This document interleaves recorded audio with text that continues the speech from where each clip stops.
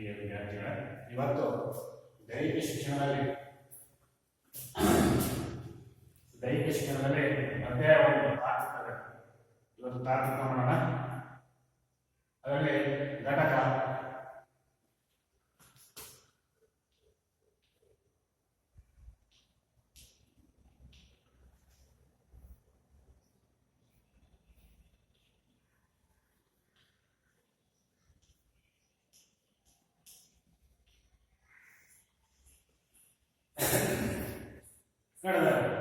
ಆಧುನಿಕ ಒಲಿಂಪಿಕ್ ಮತ್ತು ಏಷ್ಯನ್ ಕ್ರೀಡೆಗಳು.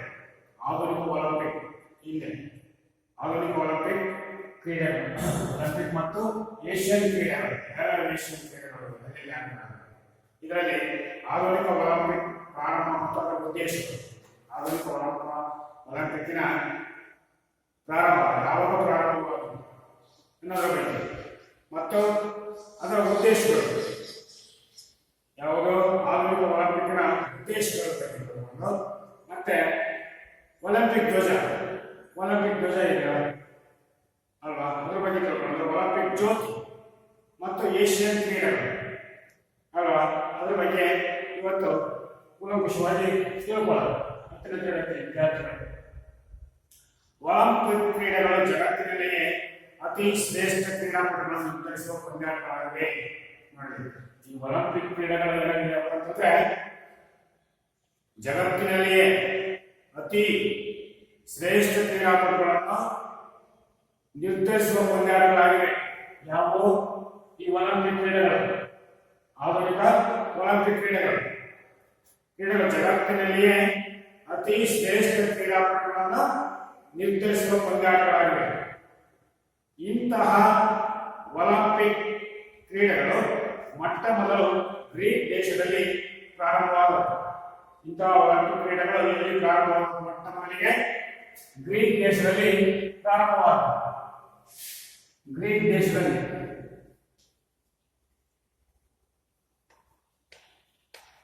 ಎಷ್ಟರಲ್ಲಿ? 1000 ಕ್ರಿಸ್ತಪೂರ್ವ 776.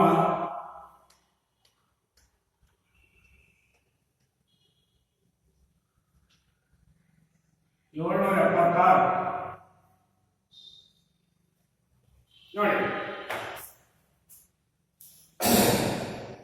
ಇಂತಹ ಒಲಿಂಪಿಕ್ ಕ್ರೀಡೆಗಳು ಮೊಟ್ಟ ಮೊದಲು ಗ್ರೀಕ್ ದೇಶದಲ್ಲಿ ಕ್ರಿಸ್ತಪೂರ್ವ 776ರಲ್ಲಿ ಪ್ರಾರಂಭವಾಗಿ ಕ್ರಿಸ್ತ ಶಕ 394ರವರೆಗೆ ನಡೆದವು. ನಂತರ ರೋಮನ್ ದೊರೆ ದೊರೆಯಾದ ಥಿಯೋಡೋಸಿಯಸ್ ಎಂಬುವರು ಈ ಕ್ರೀಡಾಕೂಟಗಳನ್ನು ನಿಲ್ಲಿಸಿದರು. ಯಾರು? ರೋಮನ್ ದೊರೆ. ಯಾರು? ಥಿಯೋಡೋಸಿಯಸ್ ಎಂಬುವರು ಈ ಒಲಿಂಪಿಕ್ ಕ್ರೀಡೆಗಳನ್ನು ನಿಲ್ಲಿಸಿದರು. ನಂತರ ದಿನಗಳಲ್ಲಿ ಫ್ರಾನ್ಸ್ ದೇಶದ ಬ್ಯಾರನ್ ಪಿಯರ್ ಡಿ ಕೊಬರ್ಟಿನ್, ಫ್ರಾನ್ಸ್ ದೇಶದವರು ಮತ್ತೆ ಯಾರಪ್ಪ ಅಂತಂದ್ರೆ ಇವರು ಫ್ರಾನ್ಸ್ ದೇಶದ ಬ್ಯಾರನ್ ಪಿಯರ್ ಡಿ ಕೊಬರ್ಟಿನ್ ಅಲ್ವಾ, ಇವರ ಸತತ ಪ್ರಯತ್ನ ದೃಢ ಸಂಕಲ್ಪದಿಂದ ಆಧುನಿಕ ಒಲಿಂಪಿಕ್ ಕ್ರೀಡೆಗಳು ರೂಪುಗೊಂಡವು. ಯಾರಿಂದ ಮತ್ತೆ ಪ್ರಾರಂಭವಾದವು ಅಂದ್ರೆ ಡಿ ಕೊಬರ್ಟಿನ್ ಅಲ್ವಾ, ಕೊಬರ್ಟಿನ್ ಎಂಬುವರು ಬ್ಯಾರನ್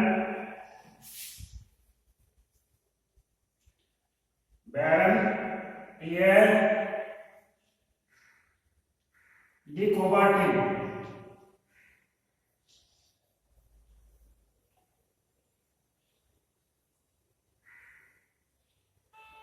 ಎಂಬುವರು ಮತ್ತೆ ಸತತ ಪ್ರಯತ್ನಗಳನ್ನು ಮಾಡಿ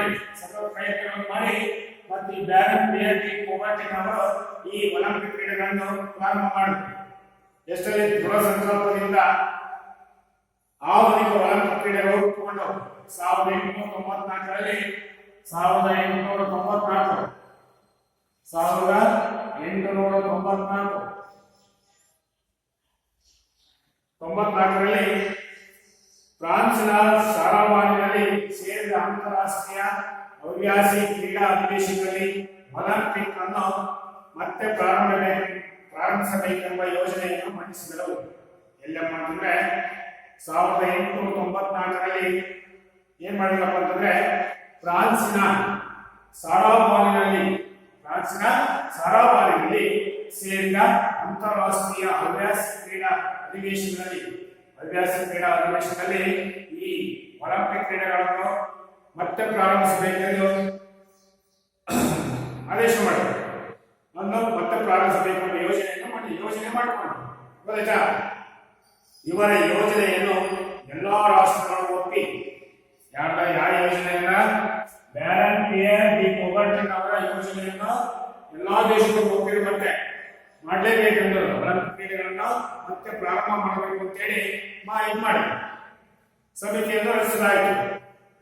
9 ರಾಷ್ಟ್ರಗಳ ಪ್ರತಿನಿಧಿಗಳನ್ನ 9 ರಾಷ್ಟ್ರಗಳನ್ನು ಒಬ್ಬೊಬ್ಬ ಪ್ರತಿನಿಧಿಯನ್ನು ಕರೆಸಿಬಿಟ್ಟು ಆ ಸಮಿತಿ ಮಾಡಿ ಆ ಸಮಿತಿ ಎಲ್ಲರಿಗೂ ಒಪ್ಪಿ ಆ ಸಮಿತಿ 9 ರಾಷ್ಟ್ರಗಳ ಸದಸ್ಯರನ್ನು ಕರೆದುಬಿಟ್ಟು ಈ ಸಮಿತಿಯನ್ನು ರಚಿಸಲಾಯಿತು. ಅದೇ ಮೊಟ್ಟ ಮೊದಲ ವಿಕೇಲಾಸ್ ಮತ್ತು ಮೊದಲ ಕಾರ್ಯದರ್ಶಿಯಾಗಿ ಇಲ್ಲಿ ಅದೇ ಮೊಟ್ಟ ಮೊದಲ ಅಂತಾರಾಷ್ಟ್ರೀಯ ಒಲಿಂಪಿಕ್ ಸಮಿತಿ ಅದೇ ಮೊಟ್ಟ ಮೊದಲವಾಗಿ ಒಲಿಂಪಿಕ್ ಸಮಿತಿ ರಚನೆ. ಅದರ ಮೊದಲ ಅಧ್ಯಕ್ಷರಾಗಿ ಗ್ರೀಕ್ ದೇಶದ ಡಿಮಿಟ್ರಿಯಸ್ ವಿಕೇಲಾಸ್ ಮತ್ತು ಮೊದಲ ಕಾರ್ಯದರ್ಶಿಯಾಗಿ ಕೂಬರ್ಟನ್ ಆಯ್ಕೆಯಾದರು.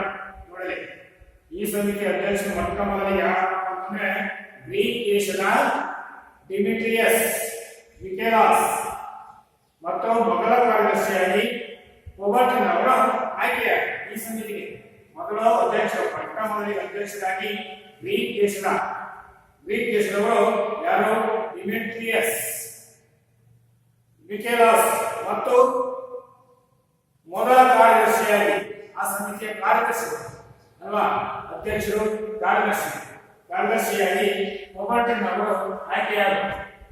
ಕಾರ್ಯದರ್ಶಿಯಾಗಿ ಅಲ್ವಾ. ಈ ಸಮಿತಿಯು 1896 ಏಪ್ರಿಲ್ 5ರಿಂದ ಗ್ರೀಕ್ ದೇಶದ ಅಥೆನ್ಸ್ನಲ್ಲಿ ಮೊಟ್ಟ ಮೊದಲ ಆಧುನಿಕ ಒಲಿಂಪಿಕ್ ಕ್ರೀಡಾಕೂಟ ನಡೆಸುವುದೆಂದು ಸಮಿತಿಯು ನಿರ್ಣಯ ಮಾಡಿತು.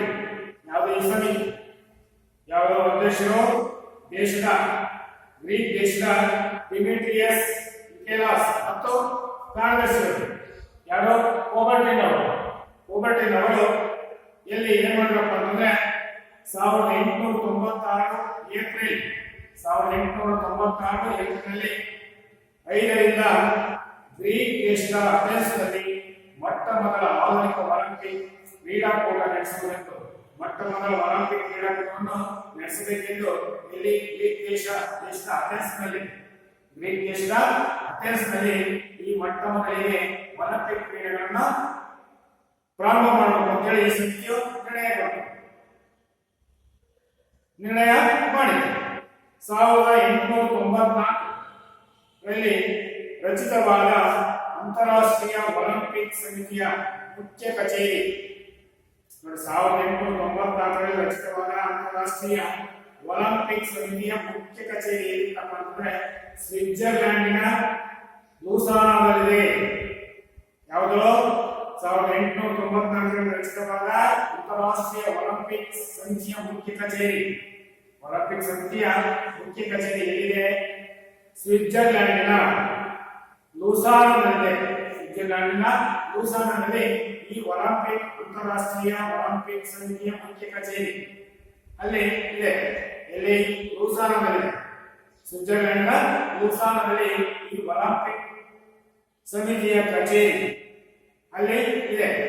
ಇದೊಂದು ಸ್ವತಂತ್ರ ಸಂಸ್ಥೆಯಾಗಿದ್ದು ಒಲಿಂಪಿಕ್ ಕ್ರೀಡೆಗಳನ್ನು ನಿಯಂತ್ರಿಸಿ ನಿರ್ದೇಶಿಸುವ ಹೊಣೆಗಾರಿಕೆಯನ್ನು ಹೊಂದಿದೆ. ಏನು ಹೊಣೆಗಾರಿಕೆಯನ್ನು ಹೊಂದಿದೆಪ್ಪ ಇದು ಈ ಸಮಿತಿ ಹೇಳಿ? ಒಲಿಂಪಿಕ್ ಕ್ರೀಡೆಗಳನ್ನು ಇದೊಂದು ಸ್ವತಂತ್ರ ಸಂಸ್ಥೆಯಾಗಿದೆ. ಯಾರ ಅಧೀನದಲ್ಲಿಲ್ಲ ಈ ಸಂಸ್ಥೆ, ಯಾರ ಅಧೀನದಲ್ಲಿಲ್ಲ. ಇದು ಒಂದು ಸಂಸ್ಥೆ, ಸ್ವತಂತ್ರ ಸಂಸ್ಥೆಯಾಗಿದೆ. ಸ್ವತಂತ್ರ ಸಂಸ್ಥೆಯಾಗಿದ್ದು ಒಲಿಂಪಿಕ್ ಕ್ರೀಡೆಗಳನ್ನು ನಿಯಂತ್ರಿಸಿ ನಿರ್ದೇಶಿಸುವ ಹೊಣೆಗಾರಿಕೆಯನ್ನು ಹೊಂದಿದೆ. ಇದಕ್ಕೆ ಸ್ವಾತಂತ್ರ್ಯ ಯಾವ್ದು ಮಾಡಬೇಕು, ಯಾವ್ದು ಮಾಡಬಾರದು ಅನ್ನೋದ್ರ ಬಗ್ಗೆ ಇದಕ್ಕೆ ಸ್ವತಂತ್ರ ಇದೆ. ಯಾವುದು ಒಲಿಂಪಿಕ್ ಕ್ರೀಡೆಗಳನ್ನು ಮಾಡಬೇಕು ಬೇಡ ಎನ್ನುವುದರ ಬಗ್ಗೆ ಈ ಸಮಿತಿ ಫುಲ್ ಅಧಿಕಾರ ಇದೆ, ಹೊಣೆಗಾರಿಕೆಯನ್ನು ಹೊಂದಿದೆ.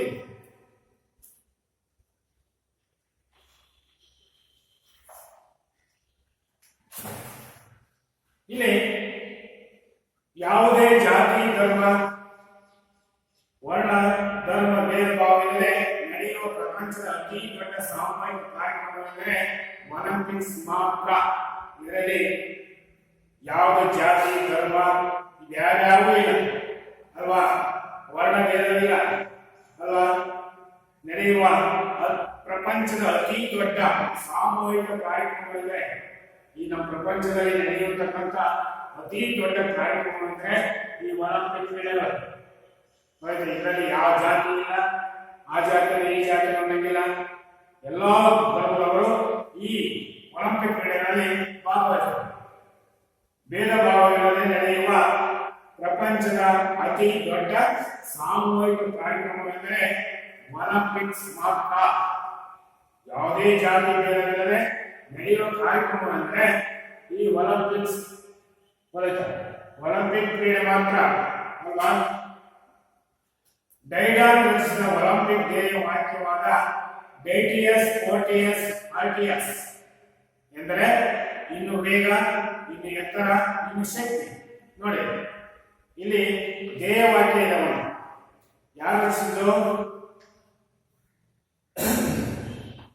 ಒಲಿಂಪಿಕ್ಸ್ ಮಾತ್ರ ಡೈಡಾ ರಚಿಸಿದ ಯಾವುದು? ಸೈಟಿಯಸ್, ಓಟಿಯಸ್ ಮತ್ತು ಆರ್ಟಿಯಸ್.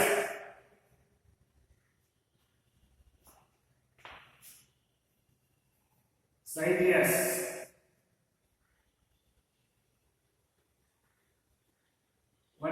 ಮುಖ್ಯ ಧ್ಯೇಯಗಳು ಮತ್ತು ಪೋರ್ಟಿಯಸ್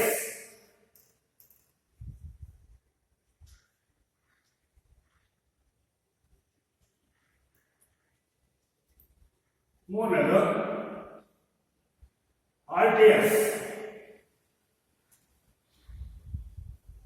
ಇವು ಮುಖ್ಯ ಧ್ಯೇಯಗಳು ಅಂದ್ರೆ ಇನ್ನು ವೇಗ,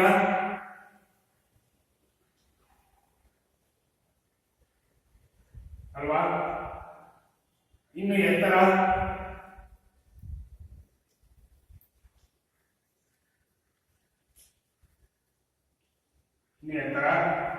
ಇನ್ನು ಶಕ್ತಿ.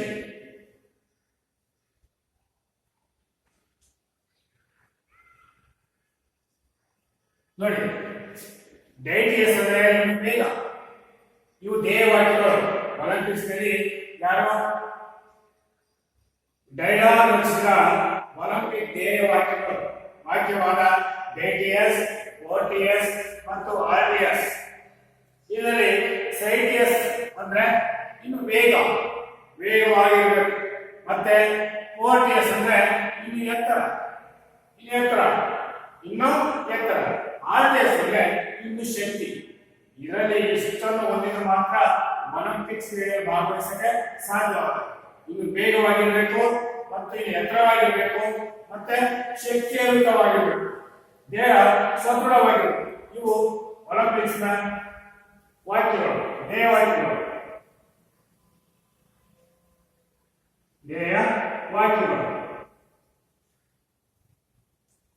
ಇವು ಪಾಯಿಂಟ್ಸ್ ಬರ್ಕೊಳ್ಳಿ ನಿಮ್ಮಲ್ಲಿ. ಇವು ಒಲಿಂಪಿಕ್ಸ್ ನ ಧ್ಯೇಯ ವಾಕ್ಯಗಳು ಯಾವ್ಯಾವು? ಸೈಟಿಯಸ್ ಅಂದ್ರೆ ಇನ್ನು ವೇಗ, ಓಟಿಎಸ್ ಅಂದ್ರೆ ಇನ್ನು ಎತ್ತರ, ಆರ್ಟಿಎಸ್ ಅಂದ್ರೆ ಇನ್ನು ಎತ್ತರ, ಅಲ್ವಾ. ಈ ರೀತಿಯಾಗಿ ಇವು ಒಲಿಂಪಿಕ್ಸ್ ನ ಧ್ಯೇಯ ವಾಕ್ಯಗಳಾಗಿವೆ. ಇವನ್ನ ರಚನೆ ಮಾಡಿಕೊಂಡವರು ಡೈಡಾ ರಚಿಸಿದ ಅವರು ಎಂದು ಅರ್ಥವಾಗುತ್ತದೆ. ಕ್ರೀಡೆಗಳಲ್ಲಿ ಭಾಗವಹಿಸುವ ಸ್ಪರ್ಧೆಯ ನೈಪುಣ್ಯತೆ ಹಾಗೂ ದೈಹಿಕ ಸಾಮರ್ಥ್ಯವನ್ನು ಪರೀಕ್ಷಿಸುವುದೇ ಒಲಿಂಪಿಕ್ ನ ಮುಖ್ಯ ಗುರಿ ಎಂದು ಸೂಚಿಸುತ್ತದೆ. ನೋಡಿ ಏನಪ್ಪಾ ಅಂತಂದ್ರೆ ಕ್ರೀಡೆಗಳಲ್ಲಿ ಭಾಗವಹಿಸುವ ಸ್ಪರ್ಧೆಯ ನೈಪುಣ್ಯತೆ, ಸ್ಕಿಲ್ಸ್ ಗಳನ್ನು ಯಾರು ಒಲಿಂಪಿಕ್ಸ್ ಕ್ರೀಡೆಯಲ್ಲಿ ಭಾಗವಹಿಸುವ ಸ್ಪರ್ಧಿ ಅವನ ಸ್ಕಿಲ್ಸ್ ಗಳನ್ನು, ನೈಪುಣ್ಯತೆಗಳನ್ನು ಪರೀಕ್ಷೆ ಮಾಡ್ತಾರೆ. ಮತ್ತೆ ದೈಹಿಕ ಸಾಮರ್ಥ್ಯವನ್ನು ಇವನು ಆ ಆಟಗಾರನಿಗೆ ಫಿಟ್ ಅದರ ಇರುವ ಸಾಮರ್ಥ್ಯ ಹೊಂದಿದೆಯೋ ಇಲ್ವೋ ಅಂತೇಳಿ ದೈಹಿಕ ಸಾಮರ್ಥ್ಯವನ್ನು ಪರೀಕ್ಷಿಸುತ್ತಾರೆ. ಮತ್ತು ಇವನ್ನೆಲ್ಲ ಮಾಡುವುದೇ ಒಲಿಂಪಿಕ್ಸ್ ನ ಗುರಿಯಾಗಿದೆ. ಯಾವುದು ಒಲಿಂಪಿಕ್ಸ್ ನ ಗುರಿ ಏನಪ್ಪ ಅಂತಂದ್ರೆ ಒಲಿಂಪಿಕ್ ಕ್ರೀಡೆಗಳಲ್ಲಿ ಯಾರು ಭಾಗವಹಿಸ್ತಾರೋ ಆ ವ್ಯಕ್ತಿಯ ಏನ್ ಮಾಡ್ತಾರೆ ದೈಹಿಕ ಸಾಮರ್ಥ್ಯವನ್ನು ಪರೀಕ್ಷೆ ಮಾಡ್ತಾರೆ, ಮತ್ತೆ ನೈಪುಣ್ಯತೆಗಳನ್ನು ಪರೀಕ್ಷೆ ಮಾಡ್ತಾರೆ, ಆಟದ ಕೌಶಲ್ಯಗಳನ್ನು ಪರೀಕ್ಷೆ ಮಾಡ್ತಾರೆ. ಒಲಿಂಪಿಕ್ಸ್ ನ ಇದು ಒಲಿಂಪಿಕ್ಸ್ ನ ಮುಖ್ಯ ಗುರಿಯಾಗಿದೆ. ಈಗ ಒಲಿಂಪಿಕ್ ಧ್ವಜ, ಒಲಿಂಪಿಕ್ಸ್ ಧ್ವಜ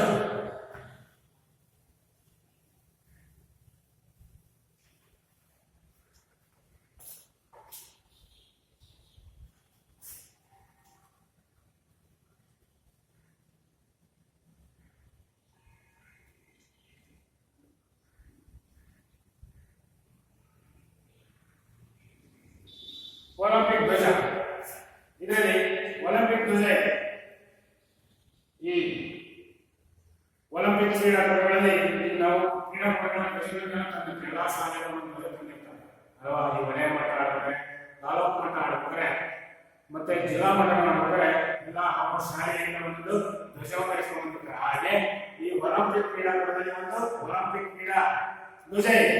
ಅದು ಯಾವಾಗ ಅಂದ್ರೆ ನೋಡಿ ಚಿತ್ರದಲ್ಲಿ ಅಲ್ವಾ. ಒಲಿಂಪಿಕ್ ಕ್ರೀಡಾ ಧ್ವಜವನ್ನು 1912ರಲ್ಲಿ ಒಬರ್ಟಿನ್ ಅವರು ವಿನ್ಯಾಸಗೊಳಿಸಿದರು. ನೋಡಿ ಈ ಒಲಿಂಪಿಕ್ ಕ್ರೀಡಾ ಧ್ವಜವನ್ನು ಯಾರು ವಿನ್ಯಾಸಗೊಳಿಸಿದರು ಅಂತಂದ್ರೆ ಎಷ್ಟರಲ್ಲಿ 1912ರಲ್ಲಿ ಒಬರ್ಟಿನ್ ಅವರು ಈ ಒಲಿಂಪಿಕ್ ಧ್ವಜವನ್ನು ವಿನ್ಯಾಸಗೊಳಿಸಿದರು, ಅನಾವರಣಗೊಳಿಸಿದರು ಅಲ್ವಾ. 1914ರಲ್ಲಿ ಪ್ಯಾರಿಸ್ನಲ್ಲಿ ನಡೆದ ಒಲಿಂಪಿಕ್ ಸಮ್ಮೇಳನದಲ್ಲಿ ಈ ಧ್ವಜವನ್ನು ಅಧಿಕೃತವಾಗಿ ಪ್ರಸ್ತುತಪಡಿಸಲಾಯಿತು ಅಲ್ವಾ. ಎಲ್ಲಿ ಪ್ಯಾರಿಸ್ನಲ್ಲಿ ನಡೆದ 1914ರಲ್ಲಿ ಪ್ಯಾರಿಸ್ನಲ್ಲಿ ನಡೆದಂತಹ ಒಲಿಂಪಿಕ್ ಸಮ್ಮೇಳನದಲ್ಲಿ ಈ ಕ್ರೀಡಾ ಒಲಿಂಪಿಕ್ ಧ್ವಜವನ್ನು ಏನ್ ಮಾಡಿದ್ರು ಅಧಿಕೃತವಾಗಿ ಪ್ರಸ್ತುತಪಡಿಸಲಾಯಿತು.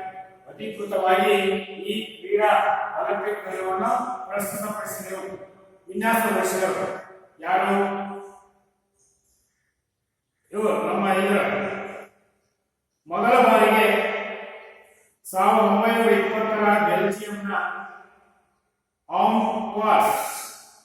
ಆಂಟ್ವರ್ಪ್ ಅಲ್ವಾ. ಮೊದಲ ಬಾರಿಗೆ 1920ರ ಬೆಲ್ಜಿಯಂನ ಆಂಟ್ವರ್ಪ್ ನಲ್ಲಿ ನಡೆದ ಒಲಿಂಪಿಕ್ ಕ್ರೀಡಾಕೂಟದಲ್ಲಿ ಆಯೋಜಿಸಲಾಯಿತು.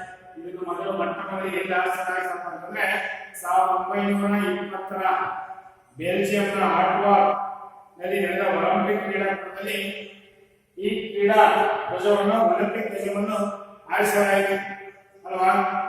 ಒಲಿಂಪಿಕ್ ಧ್ವಜವು ಬಿಳಿ ಬಣ್ಣದ ವಸ್ತ್ರದ ಮೇಲೆ 5 ವಿವಿಧ ಬಣ್ಣಗಳ ಪರಸ್ಪರ ಎಳೆದುಕೊಂಡಿರುವ ವಕ್ರಗಳನ್ನು ಅಂದ್ರೆ ರಿಂಗ್ ಹೊಂದಿರುತ್ತದೆ. ನೋಡಿ ಈ ಒಲಿಂಪಿಕ್ ಧ್ವಜ ಯಾವ ರೀತಿ ಅಂತಪ್ಪ ಅಂತಂದ್ರೆ ನೋಡಿ ಚಿತ್ರದಲ್ಲಿ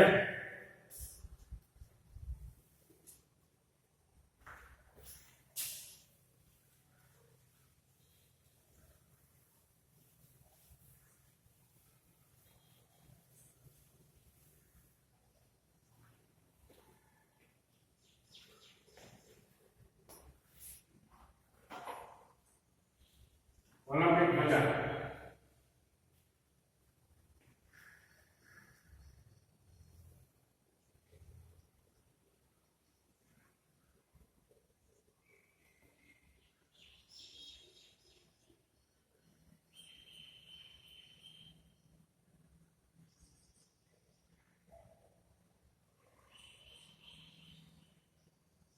ಇದು ಬಿಳಿ ಬಣ್ಣ.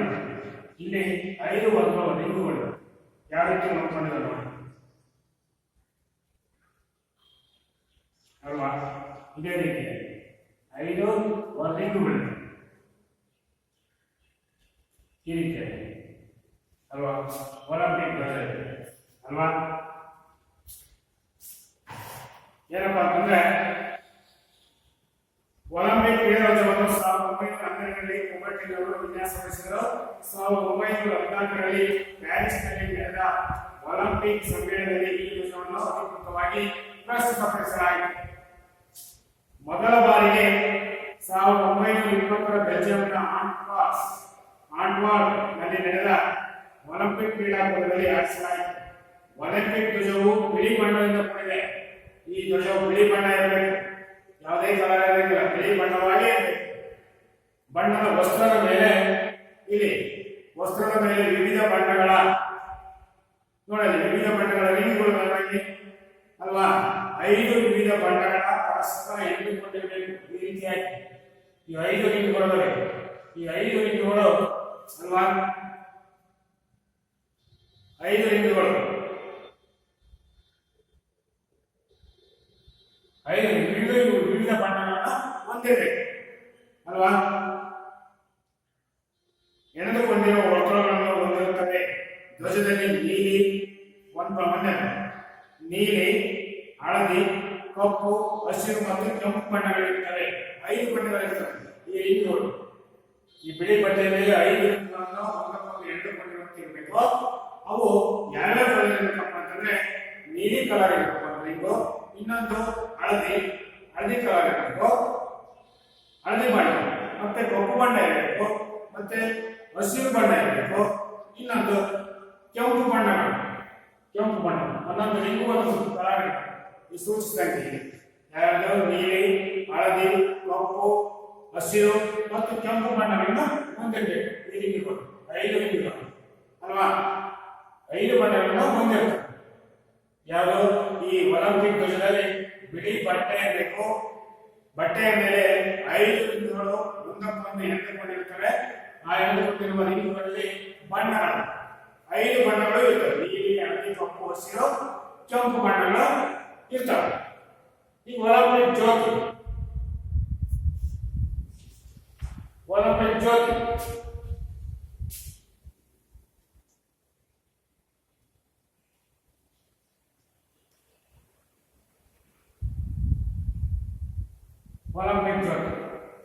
ಇಲ್ಲಿ ನಾವು ಕ್ರೀಡಾಕೂಟ ನಡೆಸಿದ್ರೆ ಮೊದಲು ಧ್ವಜಾರೋಹಣ ಮಾಡ್ತೀವಿ.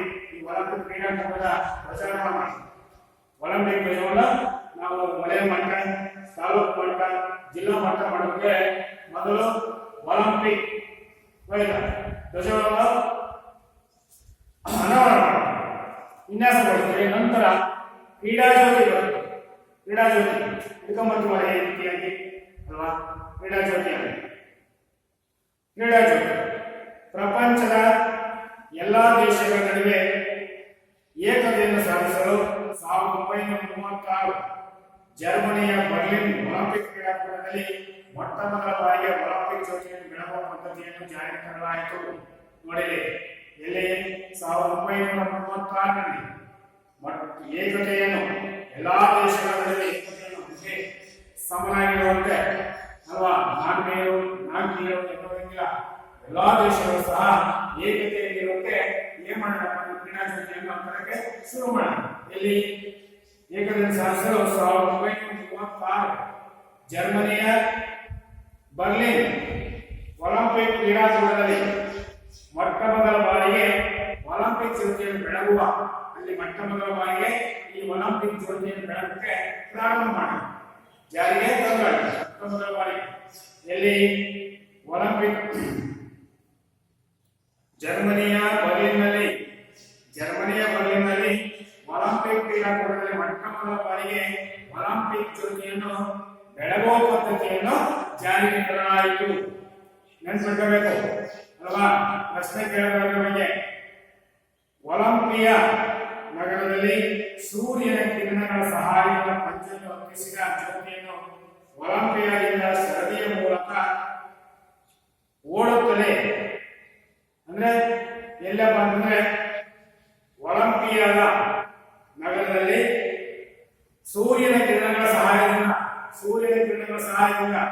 ಬೆಂಕಿ ಅಂತಂಗಿಲ್ಲ, ಸೂರ್ಯನ ಕಿರಣಗಳ ಸಹಾಯದಿಂದ ಈ ಕ್ರೀಡಾ ಜ್ಯೋತಿಯನ್ನು ಪಂಚನ್ನು ಹತ್ತಿಸುವ ಜ್ಯೋತಿಯನ್ನು ಒಲಿಂಪಿಯಾದಿಂದ ಸರದಿಯ ಮೂಲಕ ಓಡುತ್ತವೆ. ವಿಮಾನ ಅಂದ್ರೆ ಅಗತ್ಯವಿದ್ದಾಗ ಮಾತ್ರ ವಿಮಾನ ಹಡಗಿನಲ್ಲಿ ತಂದು ಕ್ರೀಡಾಂಗಣದಲ್ಲಿ ನಿರ್ಮಿಸಿರುವ ಬೃಹತ್ ಅಗ್ನಿಕುಂಡಕ್ಕೆ ಸ್ಪರ್ಶ ಮಾಡಿ ಕ್ರೀಡಾಕೂಟದ ಉದ್ಘಾಟನೆ ಆಗಿರುತ್ತದೆ. ನಾವು ಕುಂಡ ಇರ್ತೀವಿ ಫೀಲ್ಡಲ್ಲಿ, ಅಲ್ಲಿ ಕ್ರೀಡಾ ಜ್ಯೋತಿಯನ್ನು ಹೊತ್ತಿಸಿಕೊಂಡು ತನ್ನ ಒಂದು ಅಲ್ಲಿಗೆ ಅಂಕಣದ ಸುತ್ತ ಒಂದು 2 ರೌಂಡ್ ಓಡಿಬಿಟ್ಟು ಓಡಿ ಬಂದು ಆ ಕುಂಡಕ್ಕೆ ಆ ಜ್ಯೋತಿಯನ್ನು ನೀಡಬೇಕಾಗುತ್ತೆ, ಸಿಗಿಸ್ಬೇಕಾಗುತ್ತೆ. ಸ್ಪರ್ಶ ಮಾಡಿ ಕ್ರೀಡಾಕೂಟದ ಉದ್ಘಾಟನೆ ನೆರವೇರುತ್ತದೆ. ಆವಾಗ ಕ್ರೀಡಾಕೂಟ ಉದ್ಘಾಟನೆ ನೆರವೇರುತ್ತದೆ. ಕ್ರೀಡಾ ದಿನಗಳಲ್ಲಿ ಆ ಜ್ಯೋತಿ ಆದಂತೆ ಉಳಿಯಲು ಏರ್ಪಾಡು ಮಾಡಿರ್ತಾರೆ. ಆ ಕ್ರೀಡಾ ದಿನಗಳಲ್ಲಿ ಏನ್ ಮಾಡ್ತಾರಪ್ಪ ಅಂತಂದ್ರೆ ಆ ಜ್ಯೋತಿ ಆದಂತೆ ಕೆಳದಂತೆ ಅಲ್ವಾ, ಯಾವುದು ಕ್ರೀಡಾ ಜ್ಯೋತಿ, ಈ ಒಲಿಂಪಿಕ್ ಜ್ಯೋತಿ ಇದೆಯಲ್ಲ ಅದನ್ನ ಕೆಳದಂಗೆ ನೋಡ್ಕೊಂಡಿರ್ತಾರೆ. ಅಂದ್ರೆ ಕೆಳದಂಗೆ ಉಳಿಯಲು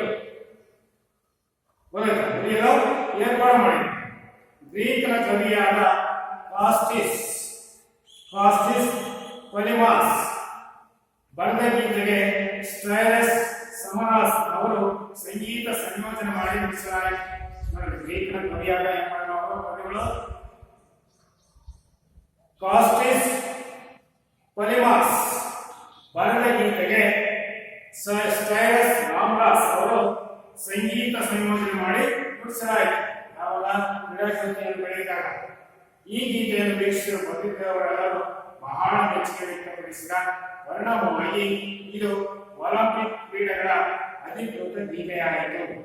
ನೋಡಿ, ಇದನ್ನ ಬಂದಿದ್ದ ಜನಗಳೆಲ್ಲ ಬಹಳ ಮೆಚ್ಚುಗೆ ವ್ಯಕ್ತಪಡಿಸಿದರು.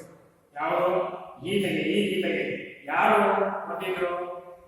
ಸ್ಟೈರಸ್ ಅಲ್ವಾ, ಕಾಸ್ಟಿಸ್ ಪೊಲಿಮಾಸ್ ಅವರು ಬರೆದಂತಹ ಗೀತೆಗೆ ಸಂಗೀತ ಸಂಯೋಜನೆ ಮಾಡಿದ್ರೆ ಯಾರು?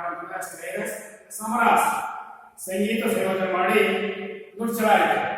ಅದನ್ನ ಈ ಗೀತೆಯನ್ನು ವೀಕ್ಷಿಸಲು ಬಂದಿದ್ದವರೆಲ್ಲರೂ ಬಹಳ ಮೆಚ್ಚುಗೆ ವ್ಯಕ್ತಪಡಿಸಿದರು. ಅಂದ್ರೆ ಬಹಳ ಖುಷಿಪಟ್ಟು ಈ ಸಂಗೀತದಲ್ಲಿ ಸಂಯೋಜನೆ ಮಾಡಿದರು. ವ್ಯಕ್ತಪಡಿಸಿದ ಪರಿಣಾಮವಾಗಿ ಇದು ಒಲಿಂಪಿಕ್ ಕ್ರೀಡೆಗಳ ಅಧಿಕೃತ ಗೀತವಾಯಿತು. ಇದು ಎಲ್ಲ ಒಲಿಂಪಿಕ್ಸ್ ಕ್ರೀಡೆಗಳ ಪ್ರಾರಂಭವಾದ ಈ ಗೀತೆಯನ್ನು ಸಂಗೀತ ಸಂಯೋಜನೆ ಮಾಡಿ. ನೆಕ್ಸ್ಟ್ ಏಷ್ಯನ್ ಕ್ರೀಡೆಗಳು.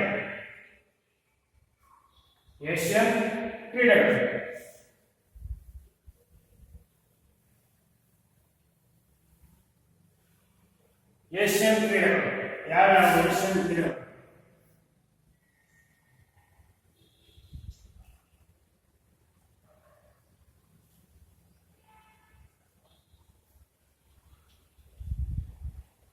ಏಷ್ಯನ್ ಕ್ರೀಡೆಗಳು ಎರಡನೇ ಮಹಾಯುದ್ಧದ ನಂತರ ಏಷ್ಯಾ ಖಂಡದ ಬಹುತೇಕ ರಾಷ್ಟ್ರಗಳು ಸ್ವತಂತ್ರವಾದವು. ಎರಡನೇ ಮಹಾಯುದ್ಧದ ನಂತರ ಏಷ್ಯಾ ಖಂಡದ ಬಹುತೇಕ ರಾಷ್ಟ್ರಗಳು ಸ್ವತಂತ್ರವಾದವು. ಅಂದ್ರೆ ಮೊದಲು ಅಮೆರಿಕದಲ್ಲಿದ್ದವ, ಎರಡನೇ ಮಹಾಯುದ್ಧ ಆದ್ಮೇಲೆ ಎಲ್ಲ ಬಹುತೇಕ ಏಷ್ಯಾ ಖಂಡದ ರಾಷ್ಟ್ರಗಳು ಸ್ವತಂತ್ರವಾಗಿದ್ದವು. ಹೀಗೆ ಹೊಸದಾಗಿ ಸ್ವತಂತ್ರವಾದ ಎಲ್ಲಾ ರಾಷ್ಟ್ರಗಳ ನಡುವೆ ಸಹಕಾರ ಮತ್ತು ಐಕ್ಯತೆಯನ್ನು ಸಾಧಿಸಲು ಏಷ್ಯಾ ಖಂಡದ ರಾಷ್ಟ್ರಗಳು ಅಂತಾರಾಷ್ಟ್ರೀಯ ಮಟ್ಟದಲ್ಲಿ ತಮ್ಮ ಶಕ್ತಿ ಮತ್ತು ಸ್ಥಾನವನ್ನು ಪ್ರದರ್ಶಿಸಲು ಒಂದು ಹೊಸ ವಿಧಾನದ ಸ್ಪರ್ಧೆಗಳನ್ನು ಏರ್ಪಡಿಸಬೇಕೆಂದು ಬಯಸಿದವು. ನೋಡಿದೆ, ಏಷ್ಯಾ ಖಂಡದ ರಾಷ್ಟ್ರಗಳು ಅಂತಂದ್ರೆ ಸ್ವತಂತ್ರವಾದ ಎಲ್ಲಾ ರಾಷ್ಟ್ರಗಳ ನಡುವೆ ಸಹಕಾರ ಮತ್ತು ಐಕ್ಯತೆಯನ್ನು ಸಾಧಿಸಲು ಏನ್ ಮಾಡಿದ್ರು? ಏಷ್ಯಾ ಖಂಡದ ರಾಷ್ಟ್ರಗಳು ಅಂತಾರಾಷ್ಟ್ರೀಯ ಮಟ್ಟದಲ್ಲಿ